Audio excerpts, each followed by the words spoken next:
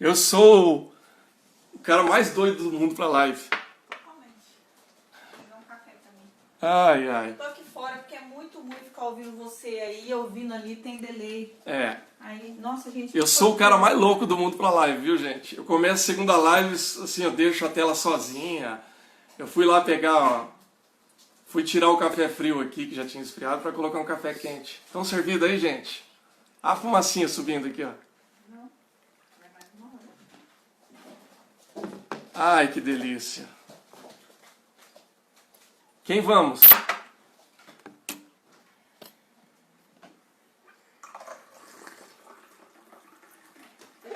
Gente, vocês não sabem como esse café tá gostoso. Pronto. Adivinha quem fez? Leonardo, eu que não fui. Minha esposa já deu a resposta ali. Falou assim, o Leonardo, eu que não fui. Os meninos estão aqui, agoniados aqui no apartamento. Vem cá, Laura. Você quer ser vista? Não, eu só queria... Não, vem aqui. Vem aqui. A Daia tá perguntando de você. Vem aqui. Aqui, ó. Chega aqui pertinho, filha. Dá oi pro pessoal. Oi. Pronto. Beleza? Beleza. Então tá bom. O Gabriel disse que não quer ver, não. Pessoal, vamos seguindo aqui. O pessoal tá entrando ainda. A gente vai só dando um tempinho para o restante do pessoal que estava acompanhando a gente chegar. Daia mandou um beijo para você, Laura. Disse que você tá linda. Obrigada, ela também é linda. Ela disse que você é linda também, Daia. Ó, cuidado com o meu tripé aqui, menina.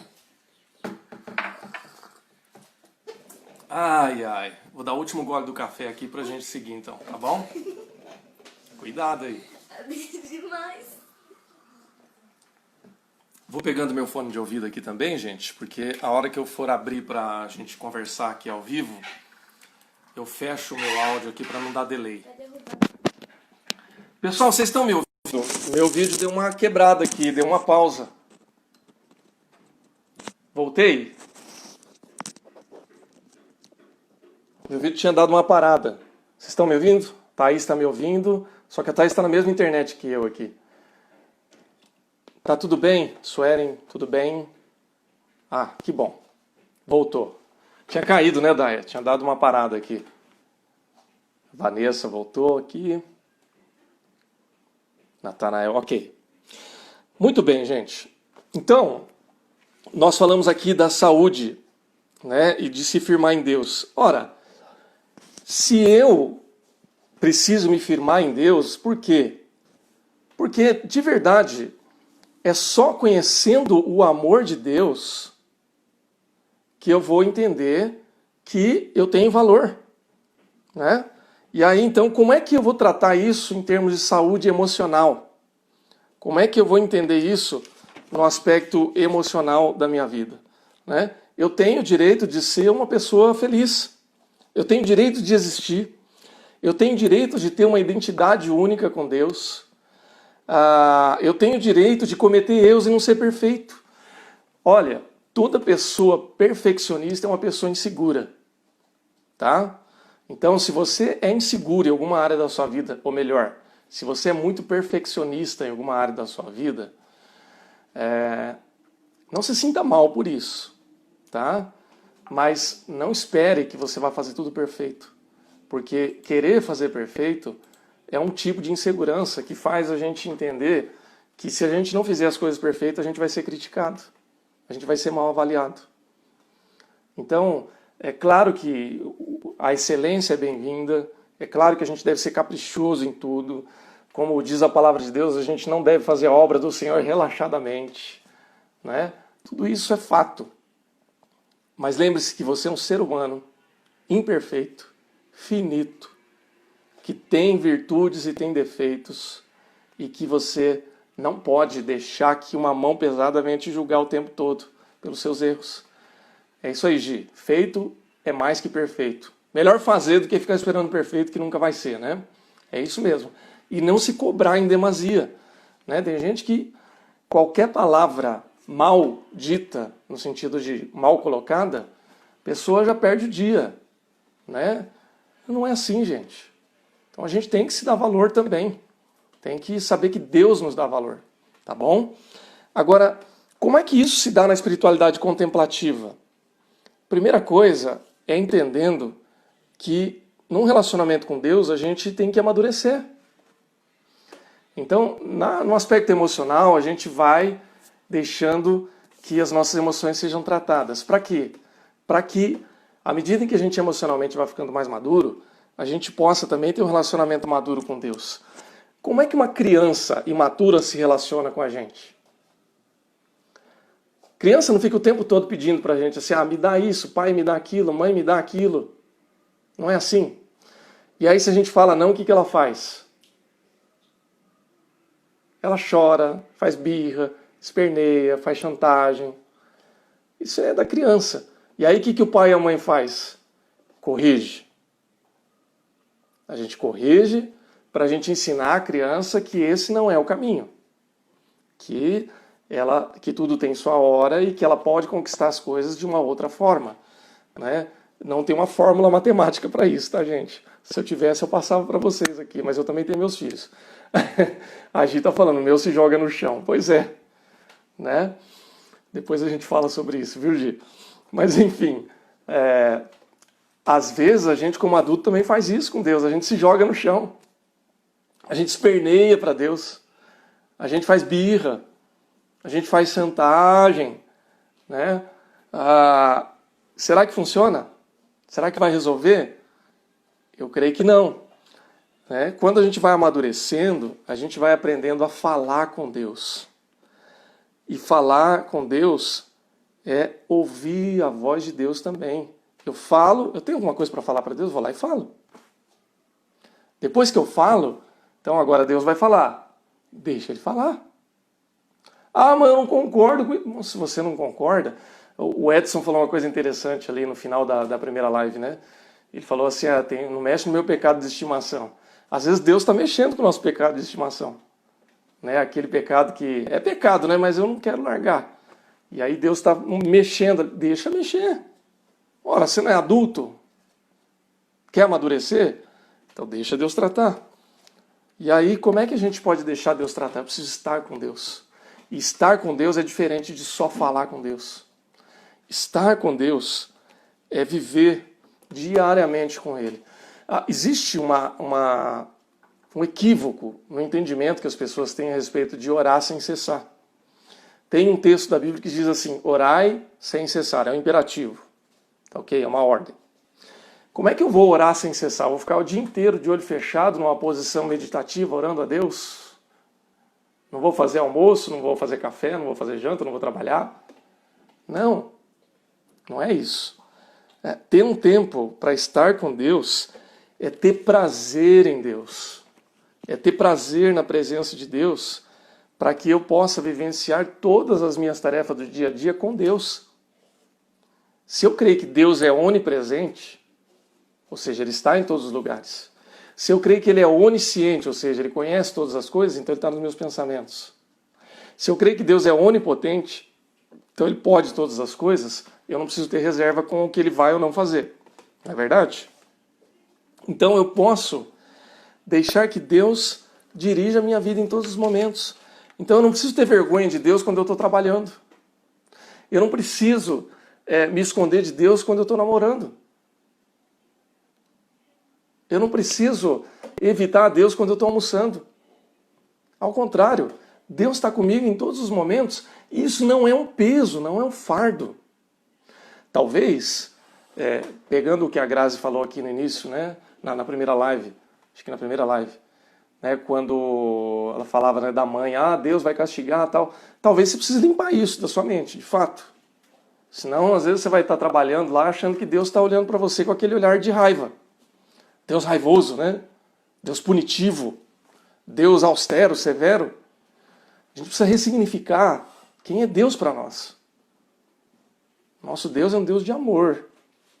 Claro que Deus não se agrada do nosso pecado e das coisas erradas. Mas Ele não deixa de nos amar. Tá claro isso? Thaís diz aqui, para tratar uma ferida, é necessário fazer a limpeza nela. Mesmo que doa, que arda, ainda assim, essa é a melhor forma para obter a cicatrização correta. É isso. É uma boa ilustração, um bom paralelo. Deixa Deus curar as feridas. Deixa Deus nos tratar. Há uma prática, eu falei aqui sobre a gente não poder querer trabalhar 12, 14 horas por dia. Você precisa, inclusive, reservar um dia para o descanso. Você sabe que o conceito do Shabbat divino, do sábado, do descanso, mesmo que seja no domingo ou na segunda, mas o dia de descanso ele é sagrado. Sabe por quê? Não é só porque é uma ordem de Deus, que por si já seria o suficiente. Mas é porque o dia do descanso é o dia que você mais aprende a depender de Deus. Gente, deixa eu fazer um paralelo aqui. Nós estamos vivendo o período da quarentena, correto? O período da quarentena é um período que está exigindo muito da gente em muitos aspectos. Está exigindo paciência, está exigindo organização, está exigindo fé. Por quê? Porque nesse período, por exemplo, eu agora, se Deus quiser, semana que vem, na outra semana, acho que na semana que vem eu consigo voltar a atender. Espero. Né? Por quê? Porque eu também dependo disso. Né? É uma forma de complementar a renda. Agora, Deus não me sustentou nesse tempo todo? Sustentou. Ah, apertou um pouquinho aqui, não importa. Então, muitas vezes a gente não quer descansar, por quê? Porque a gente acha que tem que estar trabalhando. E o ensino de Deus é o seguinte, confia em mim. Confia em mim. Faz tudo o que tiver que fazer enquanto você tem hora para fazer. Porque a hora que você tiver que descansar, aí Deus é que está fazendo tudo. Lembra do Salmo Provérbio, que diz que Deus dá aos seus enquanto dormem. É Salmo. Escreve aí embaixo se você lembrar do texto. Deus dá aos seus enquanto dormem. Não é que você não vai trabalhar, nem que você vai ficar com preguiça de braços cruzados esperando Deus dar para você, que isso não vai acontecer não. Você vai ter que trabalhar. Mas faz o teu. Confia em Deus. Descansa no Senhor. Não ache que você é responsável por tudo na vida, porque você não é. Eu não sou responsável por quase nada nesse aspecto. Tá? Sou responsável pelas minhas decisões, sou responsável pelas minhas emoções, ok. Mas lembre-se que se Deus, que é todo poderoso, mexer uma vírgula aqui na minha vida, muda tudo. Lembra da história de Jó? Estava tudo bem, até que tudo passou a ser mal. A nossa vida, ela é muito mais complexa do que a gente imagina. Se a gente não confiar em Deus, a gente passa por tanta situação difícil. Às vezes a gente passa por tantas questões aí que é melhor nem pensar muito. Né? Aí, Vilma, obrigado. Inútil vos será comer o pão da madrugada. Aos seus amados Deus o dá enquanto dormem. Perfeito. Palavra de Deus. Ok? Então, Deus não é esse carrasco, Deus não é anti-humano, Deus é Deus. Ele nos ama e Ele faz muito mais do que nós pedimos ou pensamos. Para finalizar aqui, gente, eu quero falar sobre o dom de se libertar das ilusões. Salmo 127:2, Thaís, isso mesmo. Obrigado, Thaís, obrigado, Gi. A gente volta aqui àquela introdução que a gente fez hoje e que a gente falou bastante na semana passada sobre a cultura do mundo que a gente está vivendo. O nosso mundo, gente, é cheio de ilusões, cheio de pretextos, cheio de conversa. Né? A gente fica muitas vezes preso, amarrado ou viciado em uma série de coisas que a gente acha que são importantes para a gente, quando na verdade não são. Tudo tem um limite. Veja, eu preciso de casa para viver. Eu preciso de um relativo conforto. Quando você estuda em psicologia, aquele conceito da pirâmide das necessidades de Maslow, por exemplo, em que ele vai elencando ali na pirâmide, né? Ele começa com as necessidades mais básicas, que é a necessidade de comer, dormir, respirar. Depois vai subindo para as necessidades mais complexas, necessidade de afeto, de reconhecimento, de arte, etc. Né? Vai falando daquilo que é básico para a vida e depois para as coisas mais sofisticadas. Em certa medida, a gente precisa de coisa básica e precisa de coisa sofisticada na vida. Então, eu preciso do básico. Preciso comer para viver. À medida que a minha vida vai melhorando, eu posso escolher um pouco mais do que eu vou comer. Não é verdade? Aí eu já vou comer uma comida que me agrada mais. Aí eu vou melhorando um pouco mais financeiramente, eu começo a comer uma comida mais sofisticada. Começo a abusar mais do churrasco, da pizza que eu vou comer fora. Daqui a pouco, não basta mais eu comer só o churrasco, tem que ser aquela picanha. Daqui a pouco não é mais só aquela picanha, mas é aquela carne premiada. Você está entendendo o que eu estou querendo dizer? Que tudo na vida a gente tem aquilo que é básico e aquelas coisas que são mais sofisticadas. O problema é que a nossa cultura, ela por si só incentiva a gente a ter o desejo permanente por todas as coisas. Esse desejo permanente faz com que a gente queira ter uma série de coisas que na prática elas não vão resolver as nossas questões mais internas. Então, por exemplo, eu preciso ter um monte de roupa para eu poder ser feliz e poder dar conta de todas as coisas. Preciso mesmo. Tem gente que tem 20, 30 sapatos em casa. Gente, Deus nos criou homem, não nos criou centopeia para ter 20, 30 pernas para usar 20 sapatos. Será? Eu tenho 20 camisas, 30 camisas. Gente, o mês só tem 30 dias. Será que eu vou conseguir usar todas essas camisas? Então, assim, eu não estou criticando se você tem tudo isso. Eu só estou trazendo a reflexão aqui se tudo isso vai ser realmente importante para mim. Né? Então, às vezes, a gente idealiza muitas coisas que talvez, eu estou colocando um senão aqui, um talvez elas não vão ser alcançáveis dentro do padrão de vida que você vive. Ah, pastor, mas eu não posso melhorar meu padrão de vida? Pode. Não é pecado. Só que você precisa ver, centopeia, o pessoal gostou. Só que você precisa ver qual o preço que você vai estar disposto a pagar para aumentar o seu padrão de vida. Será que você vai poder pagar esse padrão de vida? Essa que é a questão. Então, às vezes a gente está muito preocupado com status, preocupado com o que as pessoas vão pensar a respeito da gente. E vou falar aqui como terapeuta um pouquinho de como é que funciona a nossa mente com relação a esse sistema de compra. Por que às vezes a gente é tão consumista? Por que às vezes a gente gasta o que não tem ou compra coisas que a gente não usa? Eu conheço muita gente que compra roupa, compra sapato, compra aparelhos que acaba nem usando, acaba doando, dando depois porque não usa. Sabe por quê, gente? Sabe como é que funciona o nosso cérebro? Nosso cérebro ele tem um sistema chamado sistema de recompensa. Vintepeia. Pois é. O nosso sistema de recompensa, como é que ele funciona? A gente, às vezes, sente necessidade de algo, né? E isso tem uma necessidade que é emocional. E aí, quando a gente supre emocionalmente essa necessidade, ela está saciada. Daqui a pouco a gente vai ter necessidade de novo. Se essa necessidade emocional não for resolvida. Em certa medida, todos nós temos demandas emocionais que não são cumpridas, tá? Eu tenho, você tem também. Ao longo da vida a gente vai amadurecendo, vai suprindo, vai se tratando, vai se conhecendo. Isso é parte de todo o processo que nós estamos conversando aqui.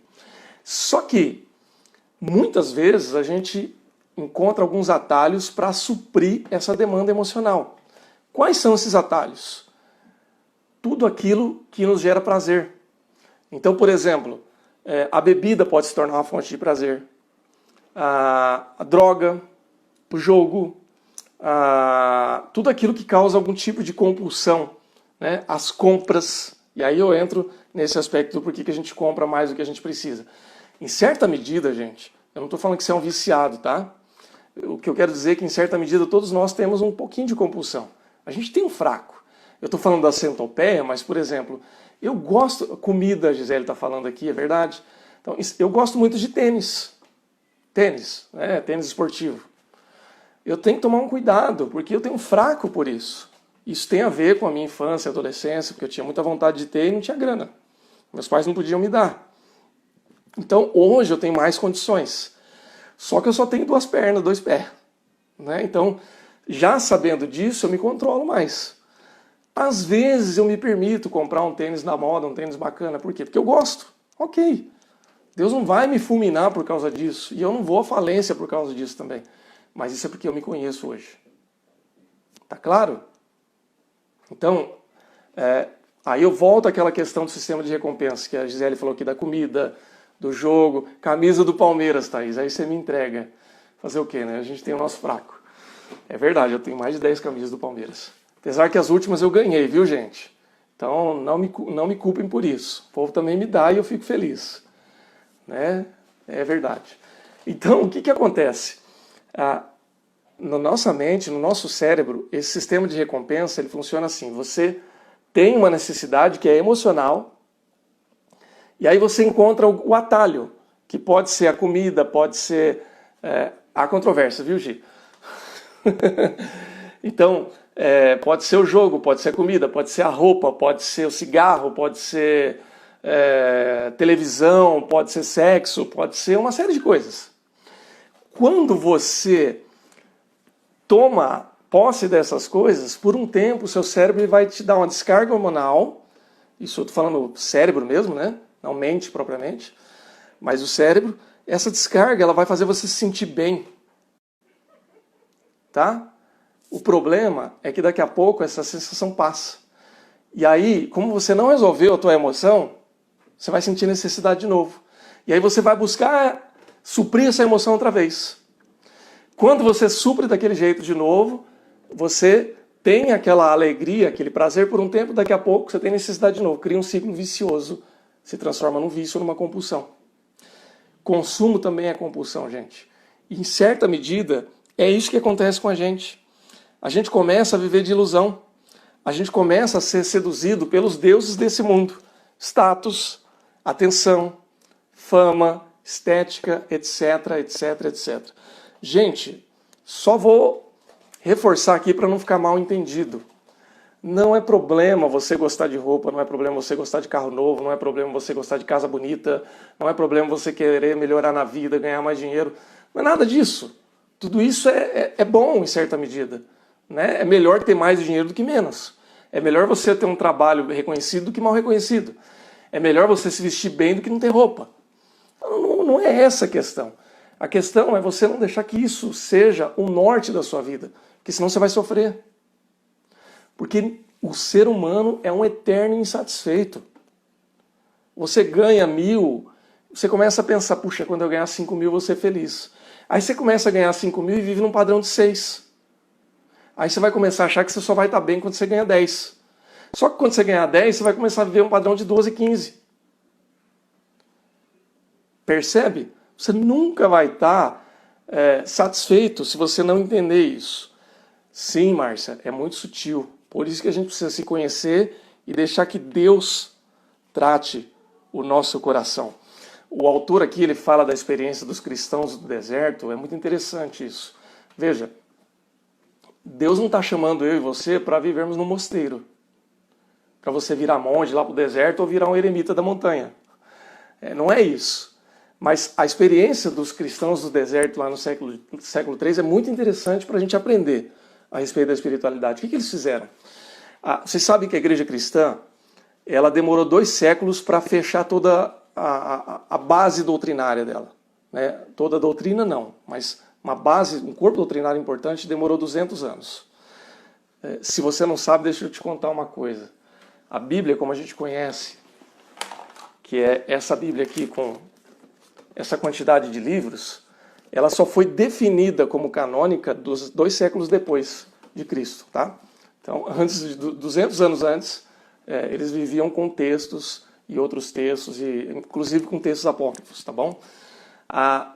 E aí, mais 100 anos depois, 300 anos depois, a igreja ela já estava tão mundanizada, tão cheia de valores da cultura e do mundo, que teve um grupo de cristãos que falou assim, eu não aguento mais. Vamos viver no deserto, que pelo menos a gente vive só com a roupa do corpo, com o que comer e beber, e Deus vai cuidar da gente. Não é isso que Deus está falando para a gente fazer hoje, mas é uma experiência interessante. Para quê? Para que a gente perceba que a gente precisa de muito pouco para ser feliz. Desde que a gente viva com Deus. Desde que a gente perceba que Deus é o centro da nossa vida. Se a gente entender isso, nós vamos ter saúde emocional e nós vamos ter uma espiritualidade mais contemplativa. Para isso, gente, nós precisamos nos libertar de uma série de coisas. Então eu deixo que Deus trate as minhas emoções para que eu viva uma vida de verdade. Aí não preciso mais ficar fingindo ser o que eu não sou. Eu não sou um fake, eu sou de verdade. Você gosta de mim assim? Ok. Você não gosta de mim? Paciência, azar o seu. Ah, o meu comportamento é ruim, eu tenho que melhorar. Ok. Mas eu não vou conseguir agradar todo mundo. Paciência. Né? Eu sou palmeirense, gente, desculpa. Aliás, não vou pedir desculpa, não. Eu sou o que sou, não é? Eu sei que vocês me perdoam por isso. Tá bom? Eu te perdoo, viu, Gi, por você ser corintiana. Bom, a gente se liberta para viver a vida que Deus nos concede. Para eu poder viver as realizações que Deus me dá. Eu me liberto, inclusive, dos padrões negativos da minha cultura e da minha família. Ou você acha que a sua família ou a minha família só tem virtude? Tem um monte de coisa da minha família que eu não quero para a minha vida. Tem padrões familiares na minha vida que eu abomino. Mas se eu já sei, por que eu tenho que repetir isso? Não tenho que repetir. Eu sou um adulto. A Bíblia diz que quando a gente casa, a gente deixa pai e mãe e se une em uma só carne. Então, essa história de que na casa da minha mãe assim, não pode funcionar na minha casa. Essa história que na casa dos pais da minha esposa é daquele jeito, serve para eles, mas para minha casa não. Porque nós deixamos a vida de cada um para viver uma vida em comum. Ok? Então é assim que é. E aí a espiritualidade contemplativa nos liberta por um novo nível de vida em que a gente pode deixar as ilusões de lado para viver uma vida real, verdadeira. Ok, gente? Eu encerro aqui, tá bom? Porque a gente tem meia horinha ainda para bater um papo. Quem gostaria de dividir a live aqui comigo para fazer uma pergunta ou fazer um comentário? Vamos fazer isso agora, gente? Vamos perder o medo da câmera? Não precisa ter medo, isso também é se libertar. Quem tem medo de aparecer no vídeo é porque tem medo que os outros vão falar. Então, que tal um exercício de deixar o que os outros pensam bem longe e chegar e seguir em frente? Márcia, obrigado pela sua companhia, viu? Deus abençoe. Vamos lá, gente? Quem quer? Só dá um joinha aí que eu chamo. Enquanto isso, eu bebo água aqui.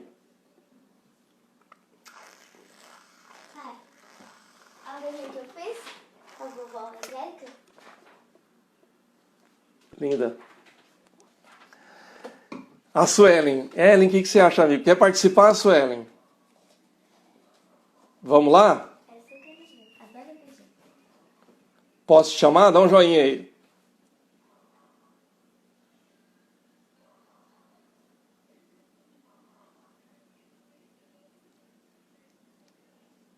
Ellen, Suelen. Tô de pijama. Que isso, gente? Põe assim um moletom por cima e encosta na parede que ninguém vai ver que você tá de pijama. Tá. A Thaís tá dando joia pra mim aqui. Vocês não estão vendo o joinha dela porque ela tá aqui na área de serviço aqui de casa.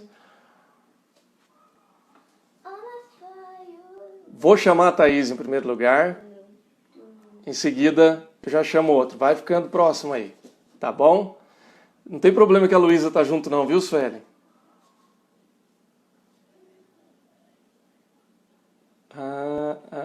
Fazer uma transmissão ao vivo com Thaís. Estou chamando aqui. Está entrando comigo aqui. Já vai aparecer já, um minutinho. É engraçado que na hora que ela assistiu uma coisa assim, ah, meu Deus. Aí. Gente, é um negócio louco aqui porque dá um delay. Então eu tenho que ficar aqui no fone de ouvido. Deixa eu aumentar o volume aqui porque eu não tô ouvindo. Aumenta aí então. Agora eu tô. Ó, gente, essa é a minha área de serviço e essa é a minha esposa que está me acompanhando na live aqui também. Do lado das plantas. Tá vendo, gente? Não precisa nem pôr a peruca. Diga aí, Thaís. Faça o seu comentário. Ai! O pessoal não cria coragem. Primeiro quero mandar um beijo para todas as minhas amigas aí que estão acompanhando. Daia, Sou, Ellen, Gi. A galera aí que eu amo demais. E tô morrendo de saudade. Pergunta, não sei se eu tenho. Acho que foi tão esclarecedor esse tempo, mas o quanto é importante, né, a gente passar por esse processo de autoconhecimento, né? E identificar quem nós somos em Deus também. Eu acho que isso vale a pena ficar registrado, porque quando a gente não sabe quem é em Deus, né, o nosso papel de filho, né, e em tudo que isso implica, a gente fica muito suscetível a ouvir todas as outras vozes que o mundo está sempre aí, né, colocando pra gente. Então, esse processo de autoconhecimento, de buscar cura emocional, né, nos faz com que a gente também possa viver uma experiência íntima com Deus muito mais saudável, né? É uma fé mais saudável. Legal, legal. Como que você tem alguma experiência pessoal assim que você possa falar e que você vivenciou sobre tudo que nós falamos aqui? Assim, falando no âmbito da fé, né, só na experiência que eu tenho na vida com Deus, na caminhada, eu creio que muito foi curado, muito foi tratado, né, de relacionamentos que eu tive no passado, de crenças limitantes que eu tinha, que é passado, né, de geração em geração, né, porque veio do meu avô, depois para os meus pais, depois para mim, e que a gente acaba levando isso para o casamento, né, então muita coisa foi curada por meio da fé. A fé, eu falo que ela não é a solução do problema, mas ela é um caminho para você encontrar a solução. Né? Então, através da fé em Cristo, isso foi o que me ajudou muito, a curar muitas partes. Mas a ajuda profissional também eu não posso negar, que eu entendo que foi um instrumento de Deus para me curar em muitos aspectos, até pouco tempo atrás. Né? Porque tem muitas dores que a gente traz com a gente que a gente não tem noção do que causou, né, do que gerou. É um processo desconfortável, mas é o melhor caminho. Então, eu falo que Deus ele tem muitas formas de tratar da gente, né? E ele usa profissionais, ele usa a igreja, ele usa uma conversa com um amigo, uma pessoa com quem você tem confiança. Acho que o que a gente tem que ter em mente é não se fechar para as possibilidades. Eu falo que Deus é um Deus criativo. Então, dentro das nossas particularidades como ser humano, porque somos singulares, né? Ele também tem uma gama de possibilidades de nos tratar. A gente tem só que se colocar à disposição. E aguentar o tranco, porque não é fácil, não. Faz parte, né? É para isso que Deus nos fez adultos hoje, né? Com certeza. Para que a gente amadureça, para que a gente cresça, para que a gente lide com as questões da vida, né? Deixa eu ver aqui. Vamos ver aqui, Thaís, os comentários. Eu nem estou vendo os comentários. O pessoal está te chamando de linda aqui. Ai, que beijo. tudo. Obrigado. É linda mesmo. Lindos são vocês. Eu sei que eu sou suspeito para falar, mas ela é linda mesmo. O Valmir falando, pastora Thaís manja. Aí, tá vendo, Thaís? Valmir, você é muito bondoso. Suelen, eu mesma... Deixa eu ver aqui. Opa. Quase que eu desligo aqui sem querer. Eu mesmo nunca tinha feito essa ligação emoção e fé, porque eu tenho que segurar, senão não aparece o comentário. Peraí. Porque muitas vezes a gente se cobra muito. Sou cristã e porque eu tenho esse sentimento de medo, de angústia, etc. Isso, exato. Uma coisa importante, gente, que a Suelen colocou aí. Ô, Suelen, quero ver você. Dá um joinha aí que eu te chamo. Vamos falar um pouquinho aqui. Uma coisa importante, Suelen, e o pessoal que está ouvindo a gente, é que o fato da gente ser cristão, da gente crer em Deus, não significa automaticamente que a gente não vá ter angústia, que a gente não vá ter medo, que a gente não vá experimentar emoções que nos atrapalham e que muitas vezes não permitem que a gente cresça e que a gente amadureça. Ok? Então, é claro que a fé cristã, ela nos dá todas as possibilidades de que essas questões sejam resolvidas. Mas isso não acontece de uma maneira automática. Aí eu costumo dizer que a Bíblia, ela tem a resposta para todas as questões do ser humano, desde que a gente saiba procurar. Agora, ela não vai vir pronta. E mesmo que a pessoa apresente aqui escrito, desenhado num cartaz, não adianta. Se eu não estiver disposto a deixar Deus me tratar, se eu não estiver disposto a me conhecer, deixar que as mudanças aconteçam na minha vida, não vai acontecer. Não vai acontecer. É por isso que eu fiz aquela comparação que às vezes é meio incômoda, mas que eu acredito que seja real. É aquela comparação de que há cristãos que não crescem, mesmo sendo cristãos, né? E há pessoas que não estão muito preocupadas com a fé cristã, mas que amadurecem emocionalmente. Por quê? Porque tiveram a capacidade de abrir seu coração e deixar se tratar. O Diego está comentando aqui, estamos no período como de Daniel no exílio. Precisamos manter a nossa fé e crer, já certeza que somos felizes apesar das circunstâncias. É isso aí, Diego. Na verdade, de uma certa maneira, não vou dizer que nós estamos no exílio, mas eu posso usar a expressão lá do livro de Hebreus, no Novo Testamento, de que nós somos peregrinos. Ou seja, eu estou nesse mundo, mas eu estou peregrinando aqui. Né? Eu estou aqui, mas eu estou de passagem. Né? Eu vou viver um tempo aqui, mas o meu tempo aqui é finito. Deixa eu fazer uma pergunta para você, para ver se isso te incomoda ou não. Não deveria, por exemplo, o cristão não estar tão preocupado, por exemplo, com a realidade da morte? Em tese, sim. Né? Por quê? Porque o cristão, ele crê que a morte não é a última palavra. Não é isso que o apóstolo Paulo fala lá no capítulo 15 de Coríntios?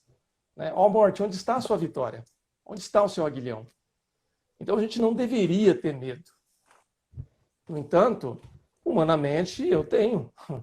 E não quero morrer. Ninguém quer morrer. Né? A gente tem que buscar um equilíbrio. Então, se a gente é assim com a morte, a gente é assim com qualquer outra coisa. Então, eu não deveria estar ansioso por coisa alguma, porque o Senhor Jesus disse, não fiqueis ansiosos por coisa alguma. Antes, em todas as coisas, né, a gente coloca em petição para Deus. Mas isso não significa que eu não vou ficar ansioso. Eu não deveria ficar com raiva, porque o fruto do Espírito deveria mediar as minhas ações e emoções, mas eu fico. Então, como é que eu vou fazer com isso? Eu vou me matar? Eu não tenho jeito mesmo? Não. Eu vou aprender a lidar com essas questões. É para isso que Deus está aí. É para isso também que Deus coloca ferramentas, instrumentos e pessoas para nos ajudar. Nem que seja com terapia, nem que seja com leitura de livro, que seja com aconselhamento. Tudo isso ajuda a gente. Então é assim que a gente vai amadurecendo e crescendo. Ok? É isso aí, Diego. A gente tem a certeza da nossa salvação, que está atrelada a isso. Né? Eu não quero morrer agora. Eu tenho um monte de sonhos ainda, tenho filhos, criança, ainda sou relativamente jovem. Mas eu sei que Deus tem salvação da vida eterna para mim. Então, ok. Segue o jogo. Ok, gente? Enquanto eu estou com a Thaís aqui, quem mais, gente? Vamos lá. Eu avisei semana passada para vocês colocar peruca, para vocês aparecer aqui, fazer comentário, acrescentar, fazer pergunta.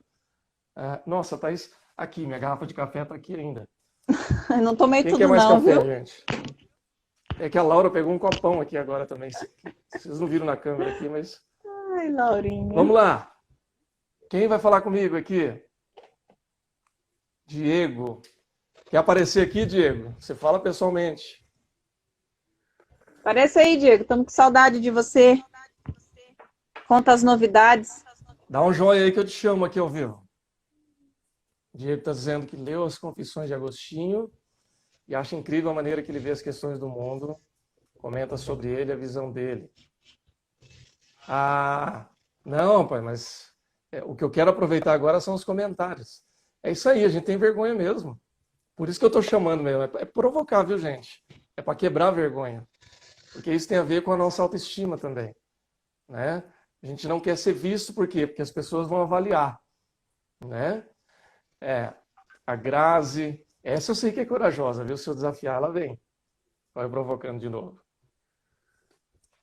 Aprendi que para ter fé em Deus, preciso primeiro ter fé. Aprendi que para ter fé em Deus, preciso primeiro ter fé em Deus. Entendi direito, Grazi? Eu estava comentando aqui, o Diego falou de Agostinho, né? Agostinho é quem escreve sobre a cidade de Deus e a cidade dos homens, né? Então ele faz aquela comparação, né, entre o mundo ideal e o mundo real. Vocês sabem que muito da filosofia contemporânea hoje, ela se baseia nessas coisas, né? Nesses conceitos. Por isso que eu falo, gente, a fé cristã ela é tão poderosa que mesmo quem não confessa a fé cristã acaba vivendo um conjunto de ética e valores cristãos, porque a filosofia ela bebe disso também. Na verdade, a própria fé cristã dialoga, né, com essa filosofia. Aqui, a Vanessa falou aqui, deixa eu puxar aqui de novo. Por que as pessoas têm tanta dificuldade em buscar ajuda? Já pode pensar em possível depressão? Ô, Vanessa, na verdade, assim, se a pessoa tiver com depressão, é possível que isso acabe dificultando mais ainda ela pedir ajuda para alguém, porque ela está num estado de desânimo tão grande que ela não tem força para buscar ajuda. Agora, não necessariamente significa que ela esteja com depressão. Isso depende muito do temperamento, depende do problema que a pessoa está vivendo. Às vezes é um problema que ela não tem coragem de abrir para ninguém ou para muito poucas pessoas. Então, não é regra, tá? Agora, sem dúvida, que a depressão ela pode atrapalhar, sim, nesse aspecto. Aí o Diego disse que passou perfume, eu vou chamar ele agora, então. Ô, Leo, Oi. antes de chamar o Diego, o que eu acho interessante nessa pergunta da Vanessa é que muitas Pode vezes as pessoas também não procuram ajuda de um profissional, falando na questão do crente, né? Por uma questão de achar que é incompatível com a fé, porque ainda tem muito, né? Infelizmente, essa questão do se o crente está doente é falta de fé. Eu acredito que essa é uma barreira que deve ser vencida. Agora, também falando de um outro aspecto, é a questão do ganho secundário. Porque muitas vezes a pessoa está numa situação, né, de depressão, ou, sei lá, uma série de outras situações, mas que aquilo angaria a simpatia de alguém que está próximo dela, né? Então, cria-se ao Ela redor... ganha alguma coisa com isso, né? Ali ao redor dela cria-se um sistema, né, de apoio, de suporte, e inconscientemente ela pensa, se eu tratar isso, né, eu posso perder isso. Ou às vezes ela nem tenha ciência disso, mas de alguma forma isso também é algo que faz com que as pessoas não procurem ajuda. Sem dúvida. Existe realmente esse aspecto. Vou chamar você já, Diego. Deixa eu só complementar aqui para a Vanessa, né, aonde busca essa força. Vanessa, primeiro, se a pessoa é cristã e ela busca força em Deus para pedir ajuda, tá? Bem específico. Para pedir ajuda, Deus vai dar força para ela. Agora, se ela tiver num estado depressivo, ela não vai sair sozinha, tá? Ela precisa de ajuda, sim. E como é que ela vai conseguir ajuda? A fé vai ajudar ela, claro, mas ela precisa de alguém que ela confie, né? A Thaís estava falando sobre o ganho secundário, e existe um outro aspecto também. As pessoas não buscam tratamento. A Thaís comentou muito bem sobre essa questão que às vezes o crente tem preconceito e tal. Existem duas formas, gente, da gente não conseguir ajuda. Ou você tem medo ou você tem dúvida. Então, por exemplo, tem muito cristão que tem medo, vergonha, ou tem dúvida quanto a buscar ajuda médica nesse momento. Eu não vou no psiquiatra porque isso é coisa de louco. Eu não vou no psicólogo porque isso é coisa de maluco. Eu não sou maluco. Quem falou? Quem disse para você que é isso? Né? Então, às vezes, você precisa, sim, de ajuda do médico. Precisa, às vezes, tomar remédio, se for o caso. Né? Não é a regra, mas pode acontecer. Você precisa de ajuda de um terapeuta para que você se conheça melhor. Aí alguém vai falar, pastor, mas é porque você é hipnoterapeuta? Não. Qual a melhor terapia? A melhor terapia é aquela que fizer sentido para você. Pode ser um psicólogo, pode ser psiquiatra, pode ser hipnoterapeuta, pode ser um constelador familiar, se for uma questão de família. Existem inúmeras propostas de terapia, todas têm o seu valor. Você tem que buscar aquela que pode ser aconselhamento pastoral. Busque aquilo que faz sentido para você, mas busque ajuda. Porque sozinha a pessoa não vai conseguir identificar o seu problema. E, gente, depressão não é causa, tá? Depressão é sintoma. Né? A causa é que está levando você a ter depressão. Então você tem que encontrar a causa. E ressignificar essa causa para que você saia desse problema, desse desânimo e etc. Tá bom? Então, assim, só complementando. Natanael, é importante lembrar que antes de cristãos somos humanos. Exatamente, Natanael. A gente é ser humano. Todo ser humano está suscetível a ficar desanimado, enfermo, a sofrer. Thaís, eu tenho que te derrubar aqui para chamar o Diego, tá? Tchau, lindos. Deus abençoe todos vocês. Pronto. Olha o jagunço aqui, agora sofre para conseguir tirar. Faz, hein, gente? Consegui. Acho que é a Thaís que tinha que sair. Pronto, agora eu consigo chamar. Vamos lá, Diego. Daqui a alguns segundos, Diego entrando aqui na live. Fala, pastor. Eita, agora sim, hein? Estão me ouvindo? Tô te ouvindo legal. Você me ouve bem? Te ouço bem. Eu vi Legal. falando aí, né, sobre as experiências. Eu acho que poderia compartilhar aquilo que eu comentei com você, né? Seria legal dentro do assunto. Diego, eu não estou conseguindo te ouvir direito. Chega um pouquinho mais perto, só para... Peraí. Melhorou agora? Opa! Então, acho que seria legal comentar aquilo que eu conversei com você naquele dia no privado. Vi que vocês estavam falando de fé e espiritualidade e sobre psicologia, de forma geral. Na época, vou contar aqui meio rápido, eu já era cristão, não tinha convertido, mas eu já tinha professado a fé, assim, no sentido de que eu tinha aceitado Jesus, já. Inclusive foi no acampamento da IPI, de Andradas, assim, enfim. Foi num dos acampamentos. Só para apresentar para o pessoal que não te conhece, Diego, você está em qual cidade? Quantos anos você tem? Eu tenho 24 e eu estou em Campinas atualmente.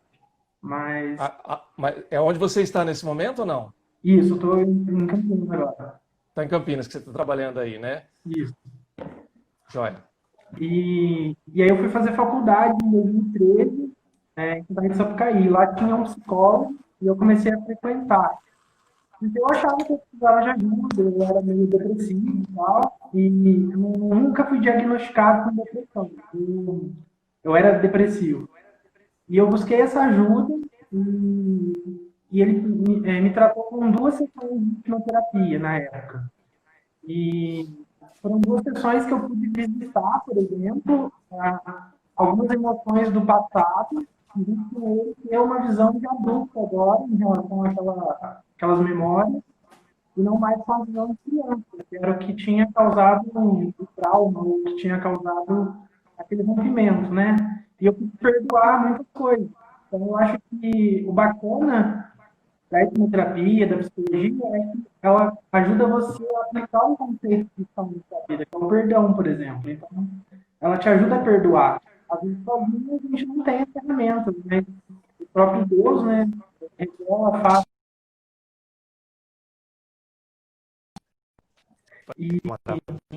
Não sei se é a internet do Diego. Travou, né? Você está me ouvindo, Diego? Agora estou. Aí, legal. E acho que, como eu estava dizendo, o próprio Deus não coloca essas ferramentas na nossa vida para que a gente ajuda ou receba ajuda de outras pessoas, né, a fazer as ordenanças. No meu caso foi o perdão. Eu consegui perdoar coisas da minha vida que eu não conseguia sozinho. E a mudança foi visível. Por exemplo, eu andava cabisbaixo. Depois dessas sessões, a minha postura se elevou. As pessoas notaram, as pessoas falaram, nossa, você está mais alegre, você está mais feliz. E, de certa forma, foi um fardo mesmo que aliviou. E eu sempre Aham. continuei O indo. melhor feedback que a gente tem é das pessoas que conhecem a gente, né? Sim.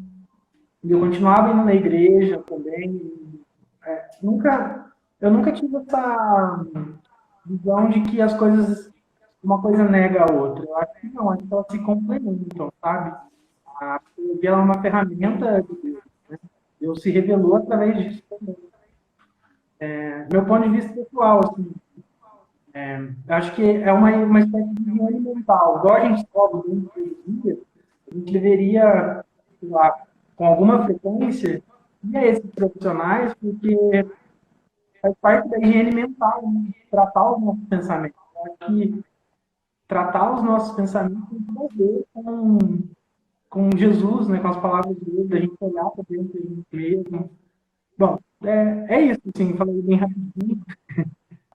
Legal, legal. Diego, que legal. Obrigado por trazer a sua experiência. Eu acho que ela foi muito rica para a gente. E eu concordo, é isso mesmo. Ah, você teve essa experiência de terapia.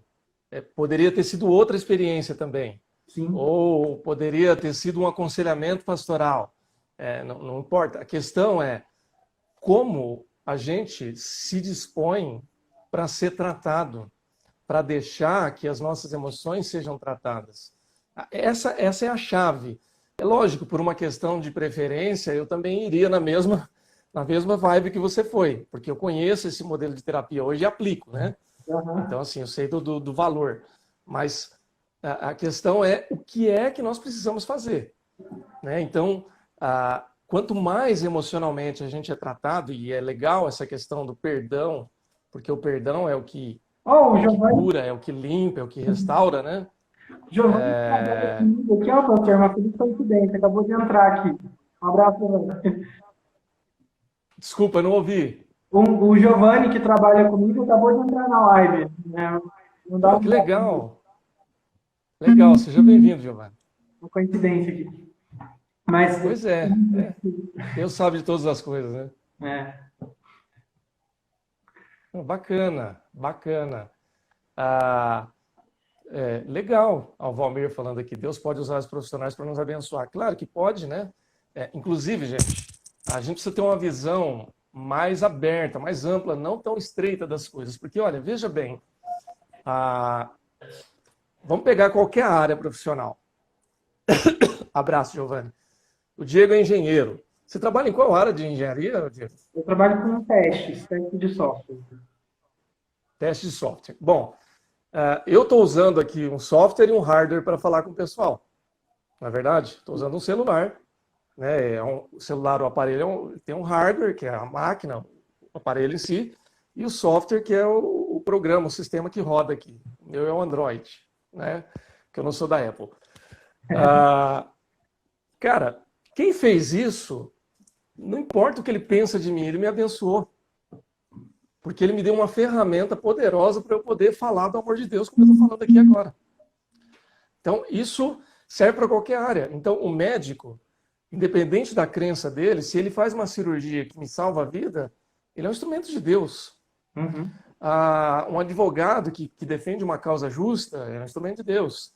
Um funcionário público que faz a máquina girar para que a gente seja atendido dentro da ordem pública, ele é instrumento.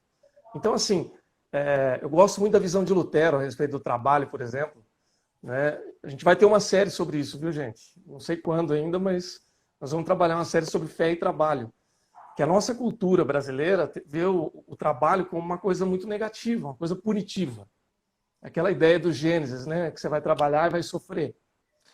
Só que o trabalho, ele foi criado antes do pecado. Porque Deus trabalha. Veja, Seria isso? Deus trabalhou e Deus deu ordem para o homem na criação. Cuida do jardim, cuida da criação. Isso era trabalho. Então, o trabalho ele não é um castigo, ele é uma bênção de Deus. A corrupção do pecado é que transformou o trabalho e todas as coisas em castigo.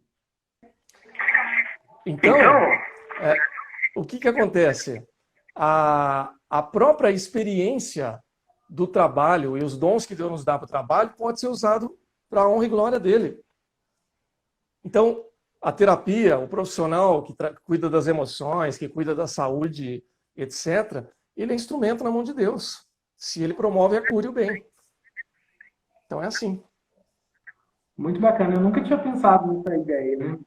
Eu sempre acho Exato. que tem essa visão, às vezes, do trabalho de forma punitiva, né? De algo que tem que ser feito, mas não deveria ser feito, ou não, né? Acho que e a maior parte dos países cristãos, assim, que levaram essa visão do trabalho de forma diferente, foram países que se desenvolveram enormemente, né? A própria Europa, Exatamente. cristã, o próprio Estados Unidos, né, teve colonização cristã, digamos assim. Foram cristãos que foram para lá, né? A maioria sempre foi um país muito cristão, protestante, né, no caso, também, e é protestante. Exato. É uma questão cultural, histórica, né? Mas, assim, só voltando para essa questão da saúde mental, da saúde emocional, uma coisa que nós, cristãos, protestantes, precisamos aprender é a nos despirmos do preconceito. É a gente aceitar que a gente também tem as nossas limitações, como o Natanael disse ali atrás, né? Nós somos humanos.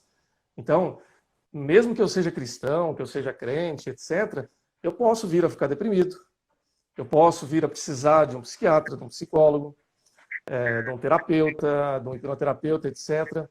Por quê? Porque eu sou de carne e osso, porque eu sou pecador também, porque eu também me decepciono, porque eu não tenho o controle absoluto da forma como eu interpreto as coisas que acontecem ao meu redor.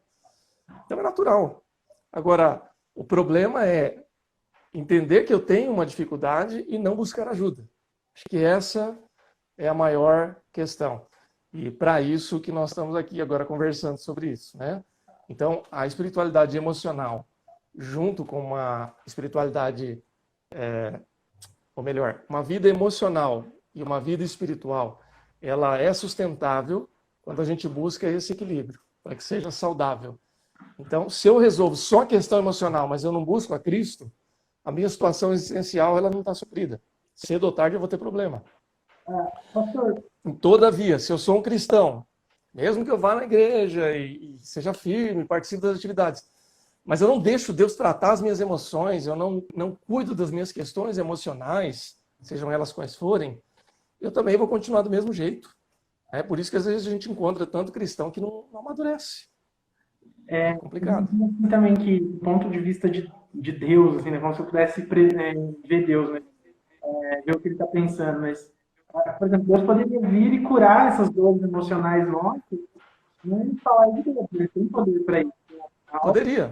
Ele é Deus.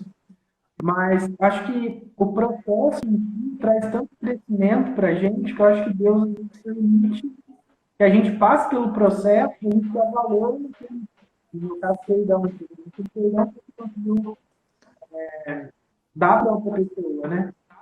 Eu acho que o processo em si também faz parte, ele abençoa também a gente de muitas formas. Você passa a dar valor. Exato. Exato. Ó, você vê uma coisa, Diego? Por exemplo, você pega um atleta, via de regra, esses atletas que trabalham com desempenho pessoal, lógico, todo atleta trabalha com desempenho pessoal, mas tem modalidade que é coletiva e tem modalidade que é individual. Natação individual, atletismo individual. Então, assim, ele precisa de uma performance pessoal, tenista individual. Muitos casos desses atletas, esses caras têm uma história de vida pregressa ferrada. É gente que sofreu, que passou fome, que viu violência doméstica ou violência no ambiente. E esses caras, eles usam isso como um motor para angariar uma força interna, uma resiliência para ele vencer naquilo. Então, assim, é claro que aquela experiência pregressa é ferrada, machucou ele. Mas aquilo, às vezes, é um motor que leva ele para conseguir alguma coisa adiante. A gente funciona muitas vezes assim. Então, Deus sabe de todas as coisas, tá? Gente, Diego, obrigado.